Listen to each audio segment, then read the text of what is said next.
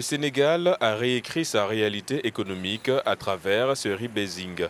Cette nouvelle donne reflète désormais de manière plus fidèle les structures actuelles de l'économie sénégalaise ainsi que le niveau réel de ses agrégats macroéconomiques.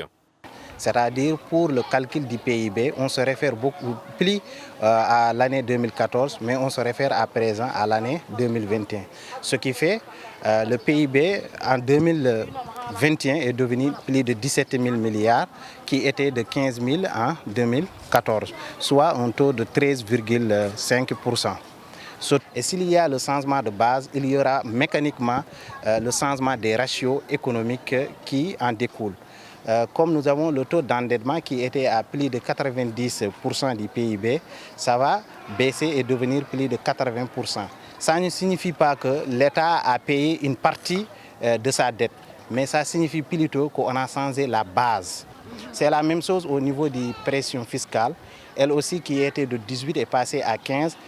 Dans un contexte économique très difficile, la réévaluation des politiques publiques change la perception des investisseurs, ce qui va davantage attirer les capitaux étrangers.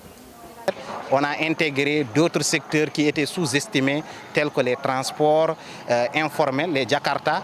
Il y a également d'autres, le Hortefeuille, ainsi de suite, qui ont été intégrés au niveau de la base. Ça va redonner l'image du Sénégal parce que ça reflète en réalité à présent notre activité économique réelle. Quand vous mettez ce système et que vous l'éclaircissez et qu'aujourd'hui, ses partenaires puissent savoir que le Sénégal a mis un plan qui lui permet non seulement de payer ses engagements, mais aussi d'insuffler, de mettre de l'énergie dans son économie, évidemment, et sans compter que le Sénégal offre énormément de potentialités. Dans ce pays, tout est à faire. Et aujourd'hui, on a le pétrole, le gaz, etc., même si on sait que dans les 5 années qui vont venir, on ne va quasiment rien gagner. C'est ceux qui ont investi, les mastodontes-là, qui vont plus gagner. Mais ça offre des opportunités. Donc aujourd'hui, mettre ce plan qui permet de réévaluer le PIB va permettre de savoir que ce pays-là a un potentiel aujourd'hui de faire des affaires, a un potentiel de se développer et de faire gagner beaucoup d'argent, autant chez les Sénégalais, mais autant aussi chez l'investisseur qui va mettre son argent dans ce pays-là. Le Sénégal est aujourd'hui en pleine reconfiguration statistique. Avec ce rebasing, le pays ajuste non seulement la valeur de son économie, mais renforce aussi la fiabilité de ses indicateurs macroéconomiques. Ces derniers sont désormais alignés sur les standards internationaux.